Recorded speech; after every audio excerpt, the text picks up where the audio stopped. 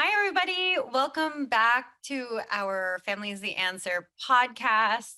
Well, it's been a while since I have been at one of our podcast recordings. I know you guys have been up to date on some of the interviews that we've been sharing with you guys through this podcast, and just wanted to thank everybody for continuing to follow our content. So I hope you've been enjoying the story so far. I am coming to you through this recording from our new office, which is another kind of big update for us as a team. Really nice to have our own little space in the heart of Metro Manila. We're coming to you right from the city center, Makati City. Yeah, if you guys are in the area, drop by. We would love to meet you. Yeah, so that's kind of what's been up with us recently. Also, I woke up today with some really, really, really great news. I can't keep it to myself. I can't help but share. One of our advocates and one of the families that has really been so core in advocating for adoption and for talking to us and sharing their experiences with us around what it's like to foster and adopt an older child. We got such great news that after like 2 years of being in the court process, they finally got their order of adoption today. It has been so long since we've heard about an adoption being completed and being able to celebrate with someone from our community. There are so many different milestones in the adoption and foster care process that sometimes you don't know when it's really done. Thankfully for this family, it is fully complete.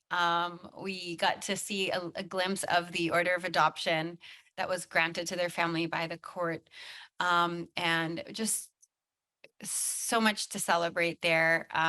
This might not be a big deal if you are listening in from another part of the world, like the US or in other countries where you get these orders of adoption processed so quickly. Unfortunately, here in the Philippines, we're still on that road towards a quicker turnaround time when it comes to the adoption process. But this is really something that we celebrate because it's so nice to know that this family now can put this part of their story behind them and move on to really just building together. But yeah, just thought to share that with you guys. Some good news from our side of the world. But today we really wanted to talk a little bit about foster care. Now, foster care is one of those things that I know I had some mixed feelings about initially. I know that, when I started looking at the orphan care space, when I started understanding what some of the issues were around orphan care and vulnerable children in the Philippines, what stood out to me at that time, probably about 5 or 6 years ago, initially was I could just recall all of the terrible stories about the foster care system in the US and some of the horror stories that other people had experienced when it came to fostering. And what was highlighted in those conversations around foster care was really the trauma of it. Somehow when you would talk about foster care, what people would like to share about that was that, oh, foster care is traumatic. It's traumatic because the child is then placed in your family temporarily, and that's only for several months or a few years or whatever. And the longer that they're with you, the more painful the separation will be after. And it's not just hard for the family, it's also hard for the children. And that's what stood out to me. That was what stuck with me when it came to fostering. But I've actually, my perspectives around fostering and my understanding of its benefits, of its beauty, has really shifted drastically in the last few years, as I've gone deeper into really understanding what the needs are on the ground. I do need to emphasize that it really is in the best interest of the child to be around family. That when you think about fostering, you need to remember that yes, there could be some painful, difficult aspects about fostering, but that pain and those difficulties, in most cases, far outweigh the cost of living in an institution for these kids. That there are many more benefits that come from experiencing family life, even if it's just for a short time. And we thought we would just explain a little bit about the difference as well between fostering and adoption. A question that we get asked so commonly in our forums is, what's the difference between foster care and adoption? This is a great question, and we welcome this question because we recognize that really foster care in the Philippines is relatively new. It's not something that we've had as a program and been available to residents of the Philippines for very long. In fact, the Foster Care Act has really only been around for just over 10 years, so just around a decade.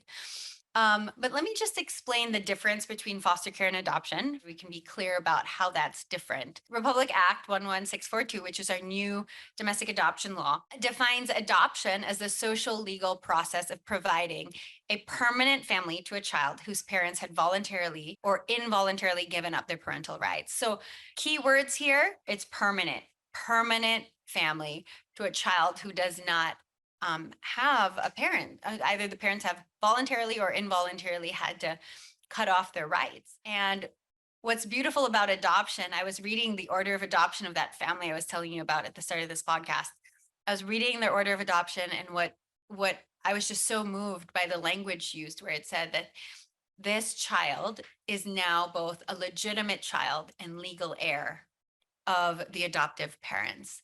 And so that's really, if you want to define adoption very clearly, it's what sets it apart from foster care is that through the adoption process, a child becomes a legitimate child and a legal heir. That's what adoption is. That's the power, that's the beauty of adoption. Now, Republic Act 11642 also defines foster care for us, and foster care is the planned temporary substitute parental care by a foster parent or foster family. And the key difference, right? Adoption is permanent, and foster care is in most cases temporary. There's no assurance that this child will be with you for the long term. You have no assurance around how long or what that setup could look like. Could it end in adoption? Absolutely, that's possible. If it's in the best interest of the child that the child who you are currently fostering would be adopted by the same family, then that's absolutely possible. But it's important to understand that foster care in itself is designed to be temporary. So adoption is permanent family. Foster care is also in many ways family-based care. I was reading an article talking a little bit about foster care, and it really said it's the most nurturing out of home placement that a child who is in need of a family could experience. What currently happens in the Philippines is that children who don't have parents, or children whose parents unfortunately cannot care for them, or whose rights need to be terminated for whatever circumstance, they get placed in institutional care. It's just they only have two options while waiting for adoption. It's institutional care or it's foster care. And we know through science, we know through research. We have a really great article about this. I think it's called like Why Family is Important for the Brain Development of the Child. It's on our website. The research is there's a mountain of it. There's so much evidence that points to the benefits of family-based care over institutional care. And so for a child who's waiting to be adopted, it's just those two options. There's really nothing outside of that that would work for someone who's waiting to be adopted. And so I feel really strongly about foster care because the reality, unfortunately, in our country, in the Philippines right now, not a lot of children are getting adopted. Statistics also show that this is true. Only one out of 248 children in alternative care actually get adopted, at least for us in the Philippines. Can you imagine? One out of 248. And so, of the 248 children that are living in a children's home today under alternative care or institutional care, only one's going to get adopted, which means that, oh, 247 of them are going to grow up without the permanence of family. And foster care can really change that. Maybe not in giving them permanence, but in giving them something to model family life after. And in their critical years, as children, as minors, at least have a foster family that would be able to guide them in those formative years.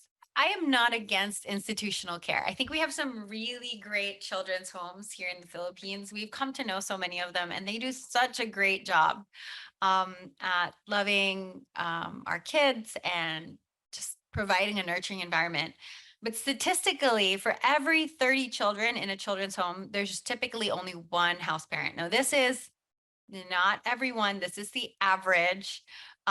This is what we find generally happens.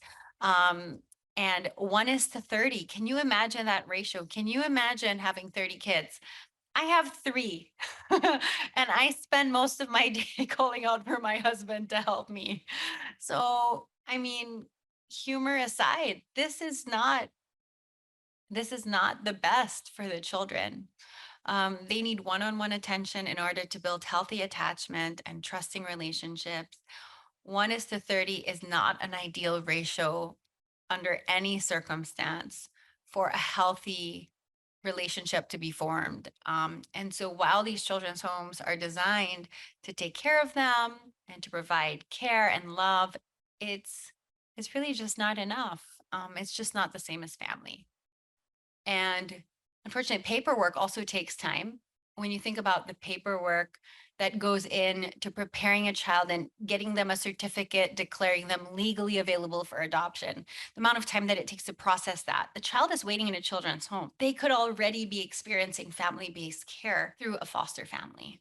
Our hope is that as you're listening to this episode, your hearts would just open up, and that you would consider whether or not maybe you know someone who could foster, whether this is something you've actually thought about. After all, fostering is so much a part of our Philippine culture. I actually find that fostering is something that Filipinos do really well. If you're listening today and you are, from the Philippines, I'm sure you know someone, a relative, a friend who has graciously opened their home to someone who needed a family. And although we know how to do that, in our hearts, our encouragement is that we would legalize that by actually getting licensed to become a foster family and actually formalizing that setup for the protection of the family and for the protection of the child. Like I mentioned, foster care is so new. So I'll take you back to the law a little bit. Try not to make this too academic. But the Foster Care Act of 2012 is also known as Republic Act 10165. And I'll just read to you some of the things that this law states. So, one, it recognizes that in most cases, a child will benefit more from foster care or family based care than institutional care. So, that's what we just talked about, right? The other thing is that the state recognizes that foster care is an important step towards the child's return and reintegration to his biological parents or placement with an adoptive family. We've come to understand that actually reintegration with a child's biological family, or what we like to call reunification, is also something that takes time. And what foster care does is it allows a child to be experiencing the love and care of a family, especially a young child. Actually, you know what? All children, regardless of age, all children need that. And so the law does recognize that. Also, under RA 10165, it also says that the state shall protect the rights of the biological child of a foster family and ensure that in no case shall the child be disadvantaged as a result of the placement of the foster child. One of the comments we hear is we would really love to foster, but we don't know if it'll be good for our kids. I really encourage you to check out some of the content that's available online from a lot of foster care advocates. I love Jamie Finn's content. She runs Foster the Family, and you can find her on Instagram. She has a blog, she has a book. And she really talks about the beauty of foster care. And she has several biological children. She continued to foster while they were young, and she's, adopted and all of that. And she's done it all. She really talks about the balance and how, you can enter into foster care, not sacrificing the well-being of your biological children, but actually allowing them to become a part of that journey and allowing them to experience and witness the beauty of sharing what we have and welcoming a child into our home through foster care. One of our foster parents comes to mind. She shared her story quite openly in our recent podcasts. She's a single mom that had first welcomed a child into her home through adoption, and he was probably about 12 or 13. He really wanted to have a brother. And this particular single mom said, you know what? Yeah, it sounds like a good idea. And she really wanted to explore foster care. And so they were just so brave in stepping out, and they took it on. They were really excited about fostering. And so they fostered another young boy. And it was just a really great setup. They had a really good experience. It was not without hiccups.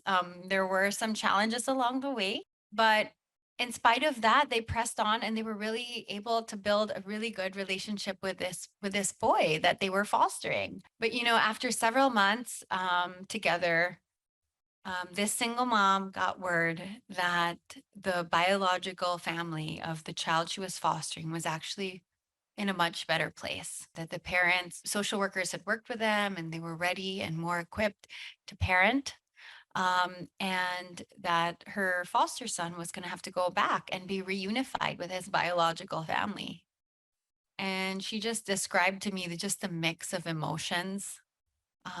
Part of it was sadness and grief over having to say goodbye. But she just said, it reminded me that we were able to give him something that was valuable. We gave him our love, we gave him our time, and we were able to invest that in this boy, and that was worth it. And it was bittersweet because it was painful, but also they were happy for him, knowing that he was going to be reunified with his biological family. And there are stories like that. And most foster care journeys with a child end just like that. Bittersweet is almost how they always describe it. It's it's a mix of emotions, but it's also just um, overwhelming to know that you were able to impact the life of a child in a way that was not temporary. The impact is permanent. So while foster care might be temporary, the impact that that has on the life of a child is permanent. It's lasting. It does not end when that child leaves your home.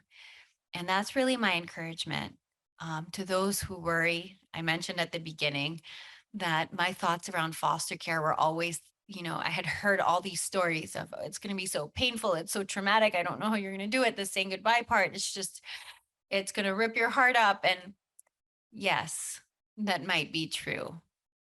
But while the relationship, that fostering relationship might be temporary, the impacts of the love, the care, and the nurture that they got from being in relationship with you and encountering your family, it's permanent.